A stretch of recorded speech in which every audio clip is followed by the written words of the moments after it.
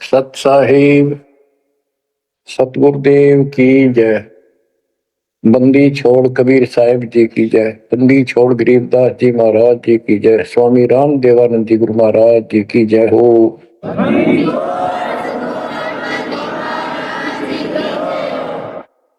सर्व संतों की जय, सर्व भक्तों की जय, धर्मी पुरुषों की जय। श्री काशी धाम की जय, श्री सुब्राणी धाम की जय, श्री क्रोथा धाम की जय, श्री बरवाड़ा धाम की जय। सत साहिब परमपिता परमात्मा कबीर परमेश्वर जी की असीम श्रद्धा से बच्चों आपको अमर कथा सच्चा ज्ञान सुनने को मिल रहा है। आपकी किस्मत परमात्मा ने अलग लेखनी से लिखी है, अलग आपका अकाउंट है जिस पर काल का कोई अधिकार नहीं है। बच्चों, परमात्मा का एक एक शब्द अपने को सत्य मानना होता है। या तो भक्ति पर लगो मत, भोगो कष्ट। भक्ति पर लग के भी और भक्ति मार्ग में अविश्वास होता है तो वो प्राणी सफल नहीं होता। जैसे दास को पहले शुरुआत में परमात्मा की चाह खूब थी और ये सुना करते थे द्रौपदी का चीर मिट गया, नरसिंह दास भगत की कुंडली भगवान ने ली। तो इस तरह की बातें आत्मा मानती थी, भगवान कुछ भी कर सकता है, पर कोई कह देता था नहीं ऐसा नहीं हुआ करता है, तो वैसे भगवान की आस्था बनाने के लिए कह रखा है ऐसा नहीं हो सकता। तो मन ये भी मान लेता था कि ऐसा ना होगा, पर भगवान तो है। केवल इतना मानकर भक्ति कर रहे थे, दीक्षा भी ले ली थी और फिर परमात्मा ने ऐसा अजब गजब किया, वो सारी शंका मिटा दी। लोहे की जाली को 1 फुट से ज्यादा बढ़ा दिया और दोनों को बढ़ा दिया 1 कोटि। तो बच्चों, विश्वास बहुत जरूरी है। जैसे आपको उदाहरण दिया जाता है सत्संग के माध्यम से। एक गांव के बाहर 2 साधक साधना कर रहे थे। एक 40 साल से बैठा था, आयु 60 के आसपास हो चुकी थी। दूसरा 4 वर्ष से साधना करने लगा था, वो भी घर त्याग कर बाहर आश्रम बना रखा था। तो बच्चों, वैसे तो साधना दोनों की ही शास्त्र विरुद्ध थी। पिछले संस्कार से प्रेरणा इतनी प्रबल हो जाती है कि आत्मा भगवान की तरफ तड़प जाती है, उसको खोज के लिए निकल पड़ती है और जैसा कोई मार्गदर्शन मिलता है उसी अनुसार अपना सारा जीवन कुर्बान कर देती है। उससे उसका कुछ तप बन जाता है और कुछ सिद्धियां आनी शुरू हो जाती हैं। उससे उसका वहां बोलबाला हो जाता है। फिर उसकी मृत्यु के बाद वहां एक यादगार बना दी जाती है। वो नरभाग आप तो नरक में गया, आने वाले उस गांव की कई पीढ़ियों को भी नरक भेजने का सामान तैयार कर गया। आने वाली पीढ़ियां उसी को मत्था टेक टेक के उस कब्र पे, उसकी मूर्ति पे और अपनी मनोकामना पूर्ण करवाती हैं। होता किसी का कुछ नहीं, पर वह भावना बन जाए, एकाधिका वैसे सूत बैठ जाए, दाव लग जाए। स्वाभाविक जो भक्ति ना करते उनका भी हो जाता है। वो तो उसका संस्कार होता था और वो नियमित उसका कर देते थे। हम भी ऐसे ही थे। अब बताना चाहता दास, फिर भी विश्वास बहुत काम करता है। भगवान उसके नंबर देता है अलग से, तो उसकी भक्ति में आस्था अगले जन्म में बनी रहती है। इस तरह की क्रियाओं से जो आस्तिक और नास्तिक दोनों क्रिया करता है, वो घर का रहता ना घाट का। एक देवदूत आया करता था ऊपर से, विष्णु जी के लोक से। और वो आकर के उन दोनों भक्तों से काफी देर तक चर्चा परमात्मा की करता था। वो प्रश्न करते रहते थे, भगवान ठीक है, वहां की व्यवस्था कैसी है। तो वो देवदूत दोनों भक्तों के पास घंटों बैठ कर जाया करता था। देवदूत से भगवान ने पूछा भी, विष्णु ने कहा जाता है ये ऐसे ऐसे आपके भगत हैं बहुत गजब के, कुर्बान हाथ के लिए तो उस गांव में, और मैं वहां बैठ रहता हूँ कुछ देर जाके, तो आपके ऊपर तो कुर्बान है। तो विष्णु जी बोले, मैं भगत तो एक है, एक तो वैसे टाइम पास कर रहा है। देवदूत बोला जी वो होगा जो 40 साल से आपके लिए कुर्बान घर छोड़ के आया। तो भगवान बोले ना, दूसरा जो 4 साल से बैठा है वो भगत है, उसको मुझ पर विश्वास है और बड़े को विश्वास नहीं है। ये बात उस देवदूत का गले नहीं उतरा, ये तो हो ही नहीं सकता। तो भगवान ने समझ लिया कि देवदूत को विश्वास नहीं मेरी बात पे। तो विष्णु जी बोले, भाई एक काम करना देवदूत, आज तू लेट जाना समय से, बस जिस समय जाता है, और फिर वो पूछेंगे कारण लेट होने का, तो उनको फिर ऐसे बताना कि आज भगवान ने समय दे रखा था कि दोपहर को सुई के नक्के में के सुराख में हाथी निकाल लेगा भगवान, और कहना कि मैं उसको देखने के लिए रुक गया, और भगवान ने हाथी उसे सुई के नक्के में के निकाल दिया। वो इसी तरह किया, देवदूत पहले उसके पास गया, बड़े के पास, क्योंकि उसको भरम था। तो विष्णु जी ने कहा था फिर ये देखना वो कौन क्या प्रक्रिया करता है, तुझे स्वयं फैसला हो जाएगा भगत कौन है। देवदूत उस बड़े के पास गया, उसने भी ये जाते कारण पूछा कि क्या बात, देवता से लेट हो गए, आपकी बहुत इंतजार थी और आपके साथ बैठकर भगवान की चर्चा करते थे, अच्छा समय व्यतीत होता था, क्या बात होगी, क्या कारण हो गया, लेट हो गया बस। देवदूत ने वही बताया कि आज दोपहर को भगवान ने एक लीला करनी थी, वो देख कर आया। तो भगत बोला, क्या लीला की, कि कमाल कर दिया भाई, हद कर दी। भगवान ने एक हाथी को सुई के नक्के में निकाल दिया। इसको देख कर आया मैं, इसको देखने के लिए रुका था। भगत बोला, 40 साल वाला देवदूत देवता इसी झूठ बोल किसी का जत जा, ये कभी हो सकता है?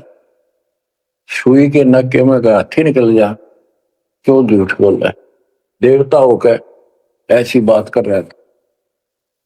तो उसे देवदूत के होश उठ गए, उसके सारे अनुभव फेल हो गया। तो भगवान ठीक है कहते तो कति डांगर है, जब इसको इतना विश्वास नहीं भगवान कुछ नहीं कर सकता, तेरे जैसा घसियारा है, फिर भक्ति क्यों कर रहा है? देवदूत उठकर चल पड़ा। फिर वो 4 साल वाले के पास गया, उसने सोचा यूं तो हमारा धमका दे मेरे को, गुस्से होएगा, इसको तो ज्ञान ही कुछ नहीं होगा अभी तक। तो उस 4 साल वाले ने भी, भगत ने पूछा, देवदूत तो लेट हो गए, आपके आने की बड़ी इंतजार रहती थी, आज तो सोच लिया था शायद नहीं आएंगे, क्या काम हो गया ऐसा कोई, हमें भी बताओ। देवदूत बोला, भाई क्या बताऊं, झूठ मैं कह नहीं सकता और सच्ची किसी का गला उतरती नहीं। भगत बोला, बताओ तो सही क्या बात है? क्या दोपहर को भगवान ने एक लीला करनी थी, मैं उसको देखने के लिए रुक गया। क्या लीला थी? देवदूत बोला, सुई के नक्के में गए भगवान ने हाथी निकालना था।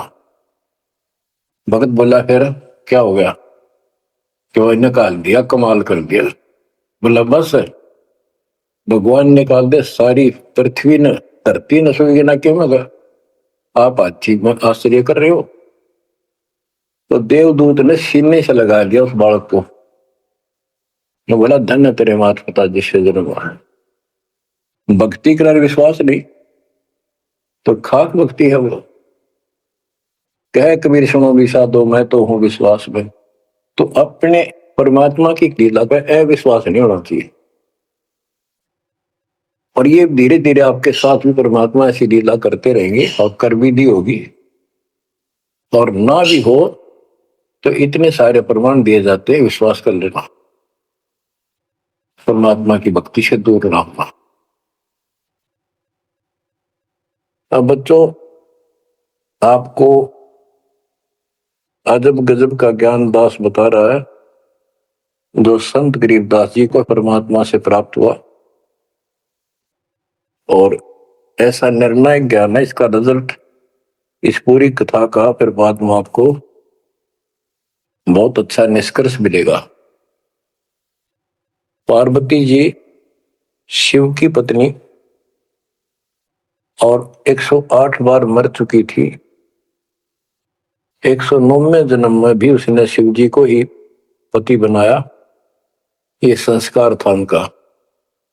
नारद मुनि ने एक दिन आके पार्वती जी को समझाया कि हे माता, भगवान शंकर जी के पास एक ऐसा मंत्र है जो आपको बता देना, उस नाम के जाप से आप अमर हो जाओगे, अन्यथा आप 108 बार मर चुके हो। और वो भगवान उसके प्रमाण के लिए आपके शरों की खोपड़ी की माला बना रखी है।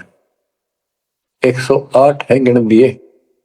पार्वती जी बोली भाई नारद बिल्कुल सही है, 108 है। मैं पूछती हूँ ये किसके क्या है तो वो टाल मटोल कर जाते हैं। तो हे माता आपका जन्म मरण मिट जाएगा। तो वो बोली भाई ये मेरे बात समझ में नहीं आती कि शिव महाराज जी मेरे से कुछ नहीं छुपाते, और इसने ये कैसे छुपा रखा मंत्र मेरे से बहुत प्यार करते हैं। और बताते हैं तेरी मृत्यु के बाद मैं बहुत रोता था। तो नारद जी ने कहा माता अभी तक आप उनको पति मानती हो, जिस दिन परमात्मा रूप देखोगी और उनको एक गुरु रूप में नम्र भाव से प्रश्न करोगी, कति अति नम्र होकर, तब ये गुप्त मंत्र आपको बताएगा। ये मंत्र शिव जी ने किसी को नहीं दिया आज तक, क्योंकि ऐसा किसी का लक है नहीं, ऐसा भाव किसी का है नहीं। तो आपको वो भाव बनाना पड़ेगा जिससे वो आपको अमर मंत्र दे दे। नारद कह के चला गया। पार्वती को बेचैनी होगी माता जी को। शिव जी जब घर आए और दिनों तो वो दूसरे ढंग से बात करा करती, क्योंकि पत्नी बराबर का हकदार होती है, हिस्सेदार होती है। उस दिन चरणों में लेट गई, दंडोत प्रणाम किया और चरण पकड़ के रोने लगी और कहने लगी हे भगवान मुझसे ऐसी कौन सी गलती बन गई कि आपने मेरे से वो अनमोल मंत्र छुपा रखा है।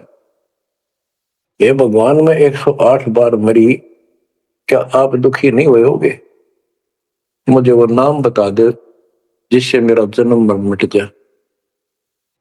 अब शिव जी उसके मुंह की तरफ देख रहा है, पार्वती की सारी आओ भाव को समझ रहा है। कहने लगा पार्वती आज तेरे को कौन सा भगवान आत्मा मिल गया जिसने तेरी बुद्धि बदल दी। ये तेरी बुद्धि का ज्ञान नहीं है, तेरे को तो मैं जानता हूं, ये बात तेरे मन में भी नहीं आती थी। मैंने कोशिश भी की भक्ति किया करो, आप कह देती थी आप भगवान हो, मुझे क्या जरूरत है, मैं भगवान के साथ हूं, मैं उनकी अर्धांगिनी हूं। तब पार्वती जी ने बताया कि नारद जी आए थे, उन्होंने मुझे ये सब बताया। तो भगवान शंकर बोले पार्वती सुन ले, जितनी बार तू मरी मेरा पागल जैसा हाल हो जाया करता था। एक बार तो राजा दक्ष के यज्ञ में जलकर मरी, तेरे अस्थि पिंजर को उठाए मैं 10,000 वर्ष तक घूमता रहा था, कंधे पर रख के, और पार्वती पार्वती करता हूं। वो तो एक सुदर्शन चक्कर आया, उसने काट के तेरे टुकड़े कर दिए शरीर के। जब मैं ठगा सा रह गया, मेरे हाथ कुछ नहीं बचा, फिर तेरा जन्म हो गया, शादी फिर होगी। वह भूल पड़ी। ये मंत्र ऐसा अजब गजब है, ये आम व्यक्ति को नहीं बता जा सकता। भगवान शंकर जी ने कहा कि अब तेरी आत्मा सच्चे दिल से डिमांड कर रही है, अब मैं तुझे यू नाम दूंगा। गरीबदास जी बताते हैं कि जैसे सीप एक जानवर होता है, शंखला सा जैसे एक शंख होते हैं, इस टाइप के मजबूत शरीर का, और उसको सीप बोलते, सीप। वह सीप जो है गर्मी हो जाती है जब उसको अंदर पानी की डिमांड होती है, मोती बनाने के लिए उसमें प्रेरणा होती है, जैसे पशु में गर्भ धारने की होती है।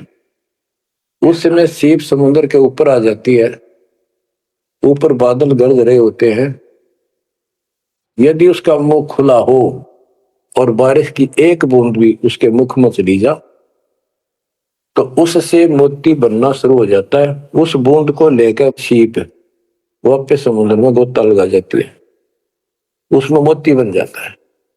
और यदि सीप का वो मुंह बंद हो तो सारा सामान बरस जाए उसके ऊपर, मोती नहीं बना। तो पार्वती को समझाया कि अब तेरी सीप आत्मा का मुंह खुल चुका है, अब मैं यो नाम दूंगा, असर करेगा। और पहले तेरी सीप आत्मा का मुंह बंद था, इसलिए यो नोर मंत्र ऐसे व्यर्थ नहीं कर सकता था। फिर कहा कि चलो, सुबह सुबह एकांत स्थान पर पहुंच गए। वहां एक सूखा वृक्ष था, पत्ते भी नहीं थे, उसके नीचे बैठ गए। और बच्चों वहां पर दोनों हाथों की ताली बजाई, तो आसपास के पक्षी उड़कर भाज गए, इतना शोर हुआ। और जो अंडे थे वो बच्चे बढ़कर उड़ गए। उसी वृक्ष की खोगड़ में एक खोखले स्थान पर तोते के अंडे थे। वो जो अंडे थे, उस स्वस्थ अंडे तो बच्चे बढ़कर उड़ गए, और एक अंडा अस्वस्थ था, कति खराब हो गया था, गंदा हो गया था, वो वही रह गया। भगवान शंकर को पता नहीं था कि इसमें कोई तोते के बच्चे भी है, अंडे भी है। उनको मालूम था कि अंडे भी होंगे तो बच्चे बनकर जा चुके होंगे। अब बच्चों, बहुत सी कहानी इस एक ही कथा से आपको समझ में आएगी। जैसे ये क्या करते हैं, भक्ति ना करके मृत्यु के प्राप्त हो जाते हैं, फिर क्या करते हो, अस्थियों को उठाते हैं, जड़ी हुई हड्डियों को, उनको उठाकर गंगा में बहा के आते हैं। उनका उद्देश्य तो ये होता है कि इसको इतने गहरे पानी में डाल दे कि जो व्यक्ति मर जाता है, स्त्री या पुरुष, जब वो प्रेत बन जाता है तो अपने घर आता है, घर में वो अपने बॉडी को खोजता है, फिर वो जाता है शमशान घाट पे। उसको एहसास होता है कि ये ताजा ताजा जो फूके गए हैं, ये तेरी हड्डी है। उन हड्डियों को अपनी मान के उनके चिपक जाता है भूत, और फिर कभी घर और कभी उन हड्डियों के पास वहां चक्कर काटता रहता है और परिवार वालों को तंग करता है।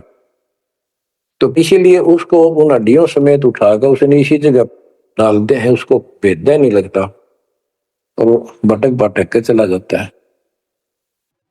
तो बच्चों, अब हमने न तो ये क्रिया करनी, क्योंकि हम भूत बनाए को नहीं, हमारी सच्ची भक्ति है, और उससे कोई समाधान नहीं हो जाता।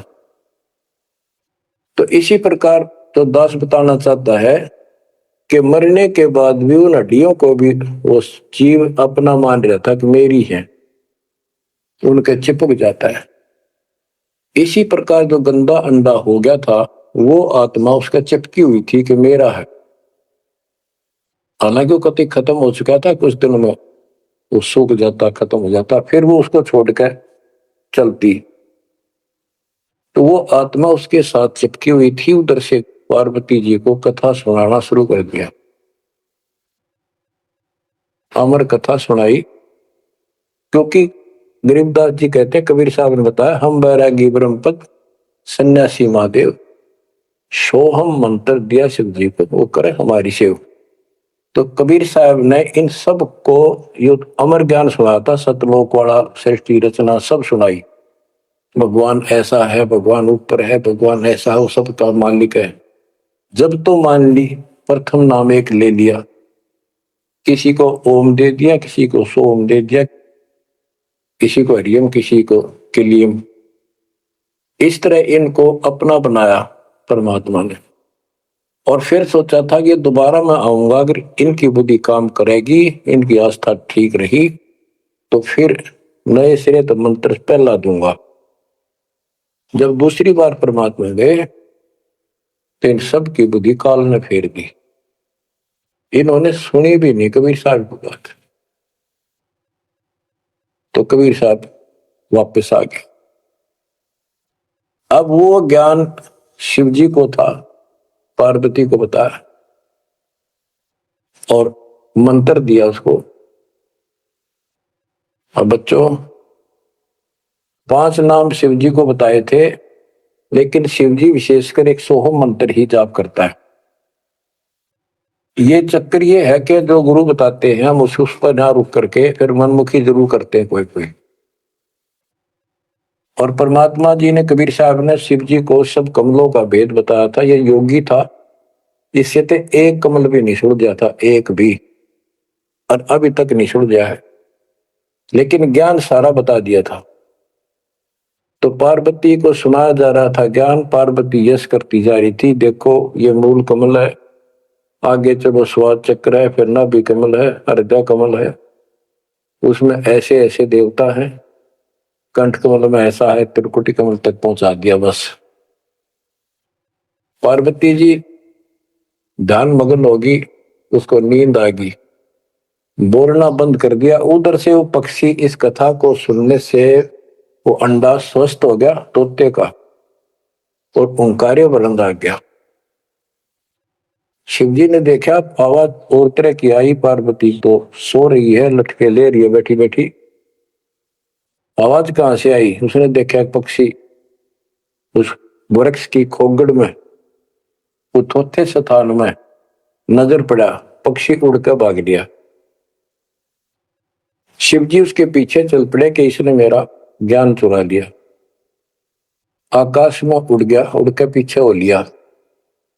ये तोते वाला जीव परमात्मा की अमर कथा सुनता है, उसमें भी शक्ति सिद्धि आ गई थी। और ये ज्ञान जो है पूरे पहुंचे हुए संत से सिद्धि युक्त और अधिकारी से सुनने से ज्यादा असर करता है। भगवान शिव 3 लोक के प्रधान है, इनमें आध्यात्मिक शक्ति है, वो साथ मिलकर उसकी आध्यात्मिक शक्ति के साथ वो वाणी परमात्मा अमर कथा उसके भी बॉडी में गई, उसमें सिद्धि आ गई। मोक्ष तो बहुत दूर की बातें हैं, ये तो लंबा चैप्टर है, लंबी कहानी है, लेकिन थोड़ा थोड़ा हिंट आपको देना पड़ता है, कहीं कभी कोई मिसगाइड ना करते। सिद्धियों कहते ये अष्ट सिद्धि 9 निधि के भरे पड़े हैं शिव जी, और इनके वचन से भी सिद्धि आ जाती है, किसी को ये कह दे तो। लेकिन उन सिद्धियां ने के चाटा, ये मोक्ष तो ना हुआ है। भाव कहने का ये है कि वो तोते वाला प्राणी वेद व्यास के आश्रम में पहुंच गया, उड़ता उड़ता पीछे पीछे शिव जी, वहां शरीर छोड़ गए, और व्यास की पत्नी ने जमाई ली थी, उसके द्वारा सांस के द्वारा सूक्ष्म जीव अंदर चला गया। और जब गर्भ धारण का समय आया तो उनके गर्भ में स्थान लिया, उस बच्चे के शरीर में प्रवेश हो गया, 12 वर्ष तक वहीं रहा। आगे कथा इसमें आगे आएगी, वो बताऊंगा। अब ये वाणी सुनाऊंगा जो आसानी से आपका समझ में आएगी। मोक्ष मुक्ति का लख्यान बेवा, ब्रह्म पुत्र व्यास सुखदेवा, सतगुर मेरा महादेव बंका, 84 की मिट्टी न शंका। के महादेव जैसे भी उनको मिले फिर भी 84 लाख योनियों का चक्कर उसका मिटा नहीं। 78 जन्म गौरी भरमाई, शिव को रुनमाला गले लाई। अर्ध शरीरी देवी गौरा, जिनका थीर बयानी मोरा। 108 जन्म पार्वती जन्मती मरती रही और शिव जी ने उसके सिर की माला, सिर के रुंड खोपड़ियां माला बनाकर गले में डाल रखी थी। अर्ध शरीरी देवी गौरा, जिनका थीर भया नहीं भौरा। अर्धंगनी थी शिव की पार्वती और उसका भी मोक्ष नहीं हुआ। नारद मुनि उपदेश बखाना, गिरजा सुनो मोक्ष पद गहमा। सुन हे देवी गौरा माई, 68 तीर्थ पर भी नाई। पिंड प्रदान किए का बारा, खुला नहीं मुक्ति का द्वारा। जब पिंड प्रदान कहते हैं ना, पिंड प्रदान करने से भूत जुनी जहां छूटे थे, पिंड प्रदान करंत गरीबदास जिंदा के नहीं मिला भगवंत। जैसे पार्वती भूत पड़ गई, पिंड प्रदान कर दिए, भूत जुनी छूट गई और फिर पता नहीं किस दुनिया में चला जाता प्राणी। इसके संस्कार अच्छे थे, ये फिर मनुष्य जीवन, लड़की का जन्म हुआ, शिव जी के ब्याह गई। ये पिछले जन्म जन्मांतर की शक्ति भक्ति के कारण मनुष्य जीवन ज्यादा भी हो सकते हैं, लेकिन मोक्ष ना होने से फिर 84 लाख योनियों में जाना था। इस पार्वती ने भी आगे भी जाएगी, शिव जी भी मरेगा, पार्वती भी मरेगी और फिर ये 84 लाख योनियों में जाएंगे। कहते हैं चंद सूरज की आयु लग, जो जीव का रह शरीर, सतगुर से बेटा नहीं तो अंत कीर का कीर। अगर चांद सूरज की आयु तक भी जीव का शरीर रहे और पूरा सतगुर मिला नहीं तो अंत में कीड़े मकोड़े बनेगा। अब नारद जी बता रहे पार्वती जी को, सुन हे देवी गौरा बाई, 68 तीर्थ पर भी नाई। पिंड प्रदान किए के बारा, खुला नहीं मुक्ति का द्वार। सारे कर्म कांड कर लिए तेरे मृत्यु के बाद, तेरा फिर भी मोक्ष नहीं हुआ, फिर जन्म हुआ। रुंडमाला शिव के गले माही, सो देवी तुम जानो माही। गरीब रुंडमाला शिव के गले, गेजा के सब शीश। भक्ति दुराई देव को न परसा जगदीश। तुम्हारा देवी रूप विशाला, शिव तो पैर रहे रुंडमाला। भौतक पर लहो हो जाई, लंबी उम्र शिव कलिमाही। दीर्घायु शिव है अनुरागी, तुम देवी गौरी दिल तैकी। मूल मंत्र ने नाम सुनाया, ताते कल्प हुए तेरी काया। महादेव देवनपति देवा, जाकी करी न गौरी सेवा। कर बंधन कर शीश नवाओ, तन मन अर्पो शीश चढ़ाओ। शिव है मोक्ष मुक्ति के दाता, तो से भेद कहूं गौरी माता। चरण गहो चिंतामणि केरा, ताते प्राण अभय हो तेरा। कमल रूप देवी दिल की न्या, नारद मुनि उपदेशी चीन्या। जब आए शिव मंदिर अवधूता, देवी चरण लिए सतरूपा। अब कहते नारद के कहने से पार्वती जी ने, गौरी देवी ने कति पाक साफ दिल कर लिया, कमल की तरह। कमल के ऊपर कोई मैल नहीं होता, ना कोई धूल टिकती है, ना जल टिकता है, ना कोई कीचड़ टिकता है। तो ऐसा साफ दिल किया और जब शिव जी घर पर आए, उनके चरणों में चरण लिए सतरूपा। सच्चे भाव से चरण लिए। चरण पकड़ रोवत है बाला, मोरे शीश किए रूपमाला। मोसे भक्ति दुराई देवा, न जाने नी तुम्हारी सेवा। मोसे भक्ति दुराई स्वामी, हमसे भेद कहो निज दामी। मैं अबला हूं बाला बोली, पार निभाओ हमारी डोली। कति चरण पकड़ के कहने लगी, मैं तो भोली सी लड़की हूं और मेरा बेड़ा पार करो। बच्चों, ये सारी कहानी आपको मौखिक सुना दी, इन वाणियों में सारा इसी का निष्कर्ष है। अब क्या बताते हैं, गृह मूल मंत्र महबूब का ई सुनाओ मोही। पार्वती जी कहती है शिव जी को कि उस परमात्मा का समर्थ शक्ति का जो मूल मंत्र है वो मुझे बता दो। अब इन मूल मंत्र का पता नहीं, जिस भी नाम को ये गुप्त रखते हैं जो विशेष नाम के पास है उसी को मूल मंत्र मांग रहे थे। गिरी मूल मंत्र महबूब का ए सुनाओ मोही, युगन युगन के पातक कटे छूटे तेंद्र द्रोही। पूर्व जन्म की कथा सुनाओ, मूल मंत्र हमें शिव गोराओ, भूल रही भवसागर हमी, मोक्ष मुक्ति के दाता तुम ही।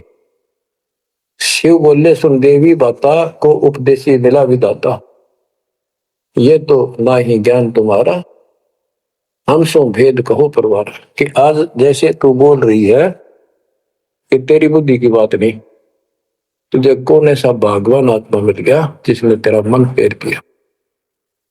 गिरजा कह सुनो शिव स्वामी, तारण तर आदि घरनामी, नारद मुनि उपदेश समोदम, दीन ज्ञान ध्यान परमोदम। शिव समर्थ बोले हैं जब ही, गौरी ज्ञान सुनाया तब ही। कोटि कल्प प्रलय युग बीती, ज्ञान ध्यान सब ही परचिति, तुमरा मन नारद मुनि फेरा, सुनो ज्ञान तुम गौरी मेरा। बनखंड चलो गौरी दीवानी, पंछी सुने न हमारी बानी। ऐसे स्थान पर चलो पक्षी भी कोई हमारी बात ना सुन सके। जब शिवकर से लाई तारी, उड़ गए पंछी नर और नारी। जहां एक सूखा तरवर ताक्या, वहां पर एक सूखा वृक्ष देखा, शिव को आसन तहां वहां रखा, उसके नीचे अपना आसन लगा दिया, पार्वती को साथ बैठा दिया। जहां एक गंदा अंडा तिस्माही, तिस जाने तय समर्थ साई। योग असंख्य कल्प बरमाया, पूर्व जन्म कोई पिछला आया। अब तुम सुनो गौरी मेरा ज्ञाना, आसन मुख कर कोटिसाना। आसन पदम लगाओ गौरा, मेर दंड सुधा कर भोगा। गरीब आसन पदम लगाए कर भंवर चुड़ाओ सुन, अनहद नादू बाजे ही जहां लगाओ तुम। और क्या बताते हैं कि उस वृक्ष की खोगड़ में गंदा अंडा पड़ा था और उस गंदे अंडे वाले जीव के असंख्य जन्म 84 लाख योनियों में हो चुके थे। यहां से उसके भाग जागे और तो पक्षी बन के उड़ गए, वो पक्षी बन नहीं पाया, बाद में उड़ा जब उसने सारी कथा उसके ऊपर असर कर गई। जैसे बच्चों बहुत बार बताते हैं, दास साहब को बताता है कि ये अमर कथा जो गरीबदास जी की वाणी है या शिव जी वाली अमर कथा से कई हजार लाख गुना ज्यादा शक्तिशाली है, ज्यादा प्रभावी है। अब ये कथा सुनाने का मुझे कोई उद्देश्य नहीं, इसमें से ऐसा निष्कर्ष निकालूंगा आप हैरान रह जाओगे। जैसे एक सर्प कांटे का इलाज करता है, अब तो दवाइयां चल गई, पहले गार्डू होते थे, मंत्र बोलकर जहर तार देते थे। जिसको सर्प ने काट लिया वो अचेत हो जाता था, कति बेहोश जैसे मर गया हो, सांस सांस आते थे। और गार्डू क्या करता है, एक मंत्र 5-4 पंक्तियां होती हैं उसको सिद्ध करता अपने जीवन में, 5-4-7-10 साल लगा के वो वाणी सिद्ध हो जाती है। फिर उसको बोलता रहता उसके ऊपर साथ बैठ के उस सर्प जैसे व्यक्ति पर। उस समय वो सर्प जैसा व्यक्ति अचेत होता है, ना वाणी सुन रहा है ना उसको समझ रहा है इसका अर्थ क्या है। तो कुछ समय के बाद वो उस वाणी के प्रभाव से उस शरीर का विष खत्म हो जाता है और वो व्यक्ति जीवित हो जाता, सचेत हो जाता है। इसी प्रकार बच्चों परमात्मा की अमर कथा जितना जो सक्षम है उसके मुख से सुनी जाती है तो उस सत्र का उसको लाभ अवश्य मिलता है। तो ये गंदा अंडा था, इसके साथ जीव चिपका हुआ था। ये गंदा अंडा ना सुन सके था, ना बोल सके था, ना वो कह क्या रहा है शिव जी वो समझ सके था। और उस वाणी के बोलने से वो अंडा भी स्वस्थ हो गया, उसमें बच्चा भी बन गया, उसका पांख भी जाम आई और वो उड़कर भाग भी गया। इसी प्रकार जो आज मानव के ऊपर रहम हुआ है, गरीबदास महाराज जी की अमरवाणी इससे भी ज्यादा स्ट्रॉन्ग है। और ये अब दास के बुक से चला करेंगी अखंड पाठों में, आसपास के पक्षियों पर भी असर करेगी, आसपास के पशु पक्षी जीव जंतु पेड़ पौधों सब का ऊपर ऐसे असर करेगी जैसे इस पर किया था। और ये सब धीरे धीरे यहां से शरीर छोड़ते जाएंगे और मनुष्य जीवन पाते जाएंगे। ये सीधे फिर आके मालिक के चरणों में आएंगे। बच्चों भक्ति जरूर करेंगे, भक्ति करेंगे तो मालिक कहीं ना कहीं उनको मिलेगा।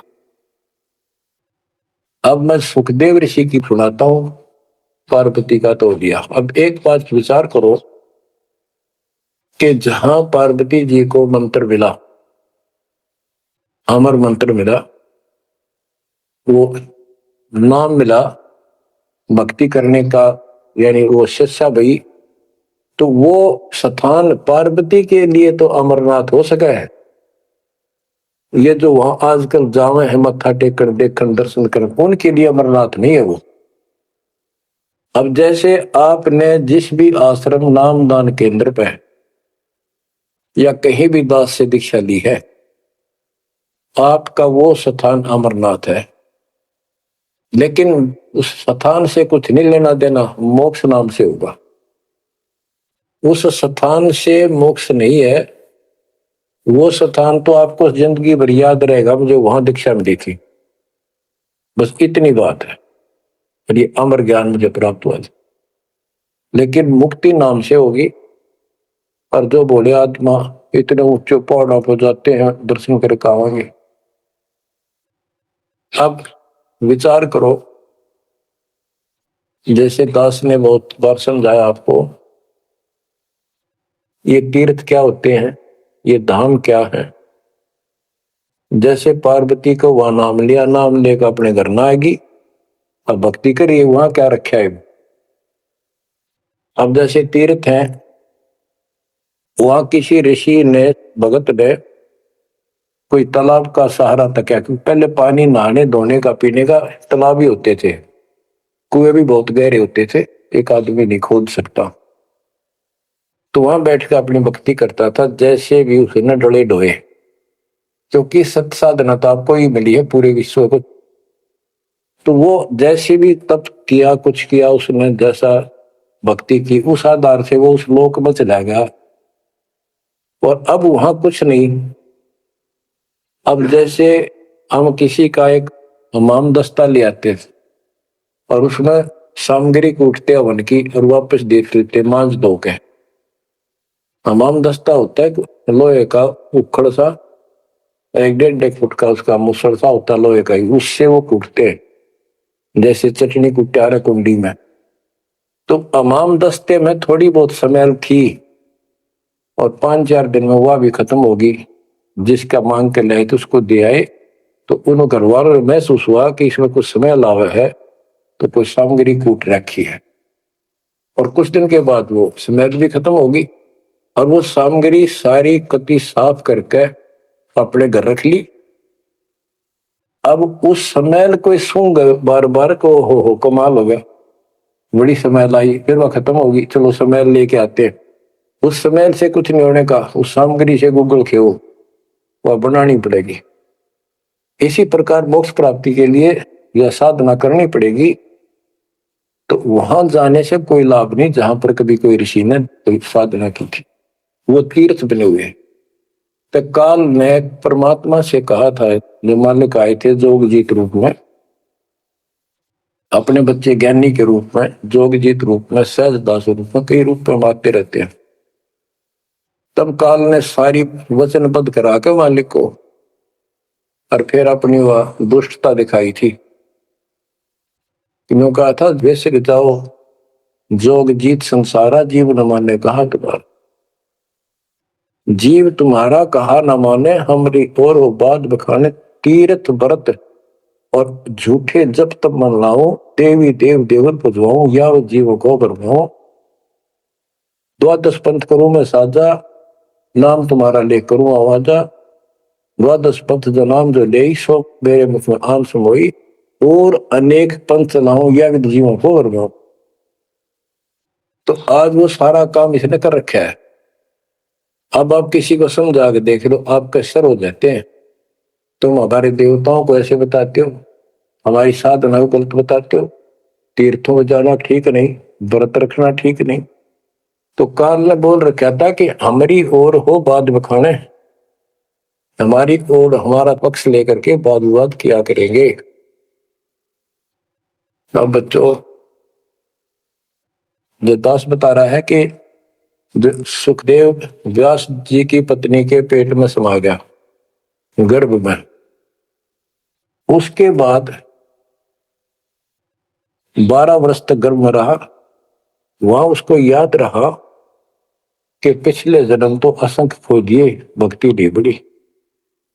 अब के मानव शरीर प्राप्त हुआ और बाहर जाते भूल पड़ जाती तो जुल्म हो जाता है।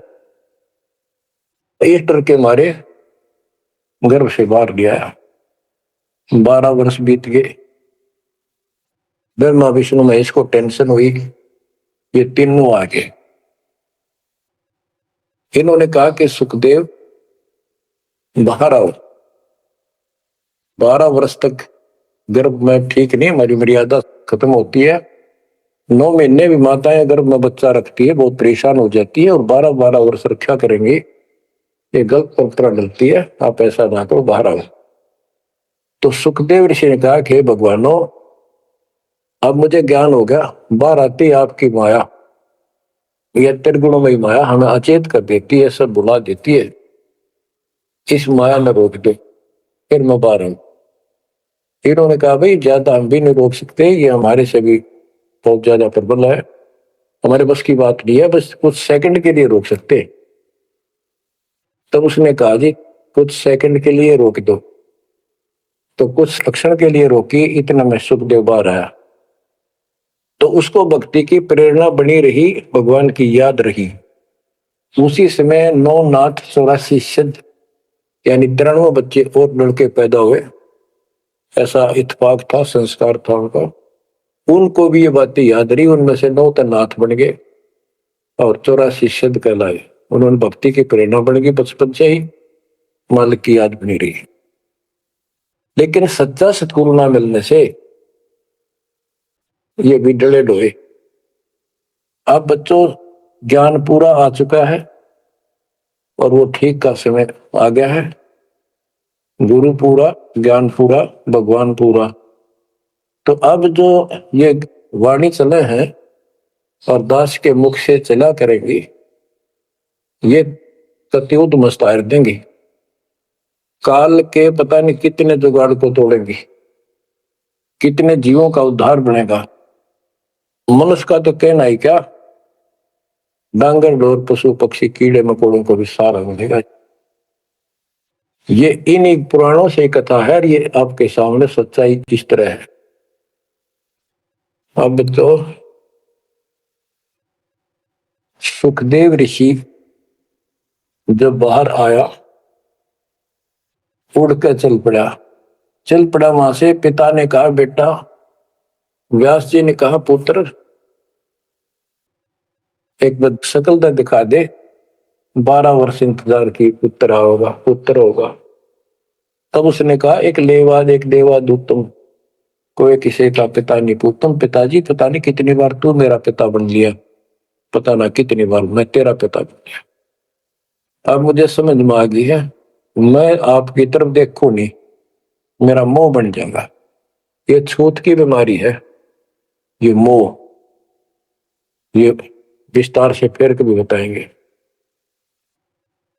और ये हम आप लावा जान के, लेकिन ये उसकी गलती थी, ज्ञान ना होने से इसने इतना ही समझ थी तो वो उस समय गलती कर गया। चलो वो भी इसकी सोच थी, उस आधार से ये वहां से चल पड़ा। पिता पीछे पीछे मोह में दूर तक गया, वहां से आकाश में उड़ गया, अंतर्ध्यान हो गया, आगे जाकर फिर प्रगट हो गया। अपने और नाल जो बच्चे की नाभि से, माँ की नाभि से चिपकी होती है, वो गेल बाहर आकर टूट गई, टूट कर बाहर आ गई। वो बाद में काटा करते हुआ बिना कटवाई कंधे पर घेर कर उठ गया, आगे काटूंगा।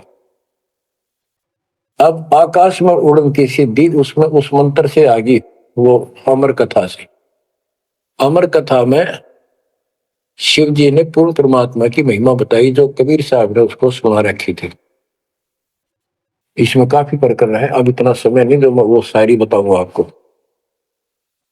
कभी परमात्मा ने दया की तो फिर उनको विस्तार से समझाया करेंगे। तो कहने का भाव ये है कि सुखदेव ऋषि को अभिमान हो गया कि मैं बहुत बड़ा सिद्ध पुरुष हूं, आकाश में उड़ जाता हूं। तो बच्चों स्वर्ग में जाने लग गया और स्वर्ग के देवता ऋषि महर्षि सब उसको उसकी जो है ना पूरी वो करे, सम्मान करें, उसकी आरती तारे कि बड़ा धन भाग है तेरे, बड़ी सिद्धि प्राप्त कर लिए। इन इतना पता सिद्धि आएगा और जन्म से ही छोटी उम्र में आपको इतना कुछ प्राप्त हो गया, आप तो बड़े पहुंचे हुए हो। तो सब उसकी खूब अच्छी तरह प्यार रखे, महिमा गाओ। एक दिन उसने स्वर्ग में जाने की इच्छा व्यक्त की विष्णु जी के लोक में। वहां उसको इसलिए नहीं जाने दिया कि उसका गुरु नहीं था। विष्णु जी तक बात कही। विष्णु जी ने पूछा कि हे ऋषि जी, आपने गुरु नहीं बना रखा? अगर नहीं, गुरु की क्या आवश्यकता है महाराज, ये गुरु बना रहे वो नहीं आ पाए और मैं बिना गुरु के आ गया। विष्णु भगवान बोले ठीक है, वो अलग बात है, यह वही रह सकता जो पहले गुरु बनाओ। फिर एक बीमारी और अहंकार के मेरे बराबर पृथ्वी पर कोई गुरु नहीं, मैं बाल ब्रह्मचारी, वहां कोई ऐसा संत नहीं, मैं बनाऊं गुरु किसको? विष्णु जी ने कहा कि राजा जनक मेरे परम भक्त है, आप उनसे दीक्षा दो। यूं कह के विष्णु जी चले गए, उसको बाहर निकाल दिया पार्षदों ने।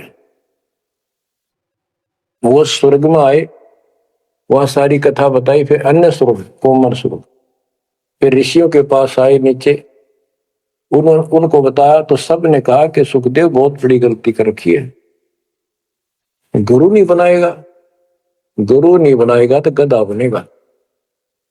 तो पिछले जन्मों में उसको एकदम वो रील सी चल गई कि मैं कभी गधा बना था एक बार, पर अंधा हो गया, स्वामी ने छोड़ दिया, कुमार ने, और मैं भटकता भटकता नाले में फंस गया। मेरा पुली बना ली लोगों ने, आन जान लगे, मैंने कहा नहीं, भटक कर भूखा होकर तो मरा, प्राण निकले। उस भय से उसको चिंता बनी।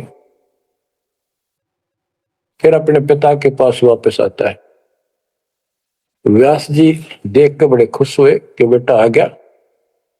सारी बात पूछी तो सारी अपनी समस्या बताई पिताजी के सामने। पिताजी ऐसे ऐसे बात है, भगवान ने कहा कि राजा जनक को गुरु बनाओ। तो व्यास जी, क्योंकि जितने भी महापुरुष है वो एक सुर में बोलते हैं, उनको इतना ज्ञान तो है, गुरु बिन बात नहीं बनती। उसने विशेष ज्ञान तो सुना नहीं था, वो बैटरी चार्ज होगी, उसने उड़ा फिर था, उससे ज्ञान था ही नहीं इसको। तो व्यास जी बोले रे बेटा, मैं तो खुश था, चलो बेटा ना मेरे पास आया, पर यूं चर्चा तो चल रही है व्यास का बेटा इतना पहुंचा हुआ है, अपने गुरु नहीं बना रखे, तो तुम्हें कमाल कर दिया।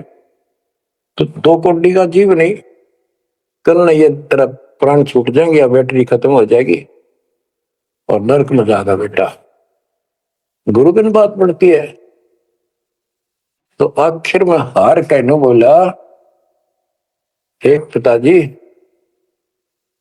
मैं कैसे गुरु बनाऊं राजा जनक को?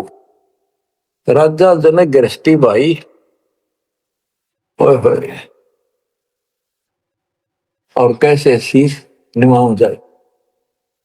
जनक भी दे ही राजा भाई, कैसे शीश निभाऊं जाई? सुखदेव बोले ज्ञान विवेक का हमने स्त्री का मुख नहीं देखा। तो उसके पिताजी बोले जो भगवान ने कह दिया, और तू अब भी अगर मगरब कर रहा है, एक अन्य का जीव नहीं, तेने ज्ञान भी खाएगा। कहाँ जाएगा फिर तू? वहां तेरे को पढ़ने नहीं देंगे स्वर्ग के अंदर।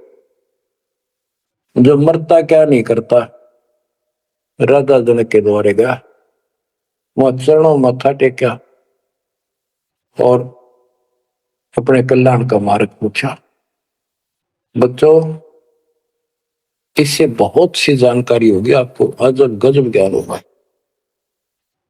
क्योंकि अभी तक दास ने आपको केवल प्रमाण दिखाए, सारे ग्रंथ सुन जाए और एक नंबर का ज्ञान आपके हृदय में जमा दिया कि जो दास कह रहा है वो सारी सच्ची है। अब दास कोड वर्डों में, संकेतों में भी ज्ञान समझाएगा तो भी आपकी आत्मा गिल्ला कैच करेगी साथ के साथ। गरीब गोता मारू स्वर्ग में, जा बैठो पाताल, गरीब दास ढूंढता करो अपने हीरे मोती लाल। आप वो हीरे मोती लाल हो बच्चों, आप सामान्य आत्मा नहीं हो। जब परमात्मा आपको कैसे रंग रहा है, रंग में कैसे दूध अमृत पिला रहा है आपके घर बैठे, आपको नहीं पता इसका क्या प्रतिफल होगा। बच्चे को माता पिता दूध पिलाते हैं, बढ़िया भोजन खिलाते हैं, उनको पता है कि इसको कितना इसका लाभ मिलेगा। बच्चे को ज्ञान नहीं होता, वो धक्के तो पिलावे, खेलने लग रहा हो, माँ लाओगी बुला के, आजा भाई आजा बेटी, दूध पियावेगी। बस दूध पीता पीता भी इन्होंने सोचा बच्चा अब छोड़ दे, जल्दी ही टांग ठोकूं बाहर खेल का। अब वह दूध पिया के फिर छोड़ देती, जावे खेल है तू। तो बच्चों, ये अमृत दूध है आपकी आत्मा के लिए। अपना काम करो, संसारी काम करो, फिर तो दिन का जो होमवर्क क्लास वर्क है वो भी करो, तो ज्ञान का जो असर है ये व्यर्थ नहीं जाएगा। आपकी आत्मा को इतनी ताकत दे देगा जिसमें भक्ति बिल्कुल सुदृढ़ हो जाएगी, सुरक्षित रहने लग जाएगी। क्योंकि मन में दोष नहीं रहेगा, कोई गलती बनेगी नहीं, तो सब कुछ सुरक्षित रहेगा। आपके मोक्ष के लिए परमात्मा ने कसर नहीं छोड़ रखी, जो भी संभव व्यवस्था है वो सारी कर दी है। बच्चों, तुम भी दया करियो, रहम करियो उस परम पिता पे, और इस दास की उम्र देखो और दास कहाँ है ये देखो, और यहां से आपके लिए क्या कर दिया उस दाता ने। उस मालिक को देखो ध्यान से, और यहां से आपके लिए क्या कर दिया उस दाता ने। उस मालिक को देखो ध्यान से। आप बालक नहीं हो, आपकी आत्मा में समझ आ जाने चाहिए कि ये क्या हो रहा है। कुर्बान हो जाओ, संसार की भूल जाओ बातों को, जो ज्ञान हम देते हैं उसके ऊपर समर्पित हो जाओ। तन मन धन सब अर्पिए, भक्ति मुक्ति के काज, जिनके उर्म बंदगी के इंद्र का राज। बच्चों, इंद्रिय कर्म न लग लगार, जो भजन करे नर दुंदरे, गरीब दास जग कीर्ति होगी, जब लग सूरज चंद्रे, जब लग सूरज चंद्रे। बच्चों, आने वाली पीढ़ियां आपको भी याद करा करेंगी, जब तक चांद सूरज रहेंगे आपका नाम रहेगा कि हमारे कौन माता पिता, कौन दादा परदादा दादी इसे अमृत ज्ञान को हमारे पूर्व में लाए थे। आने वाली पीढ़ियों के उद्धार के लिए तुम जिम्मेवार हो, कुर्बान हो जाओ। परमात्मा आपको मोक्ष दे, सदा सुखी रखे। सत साई।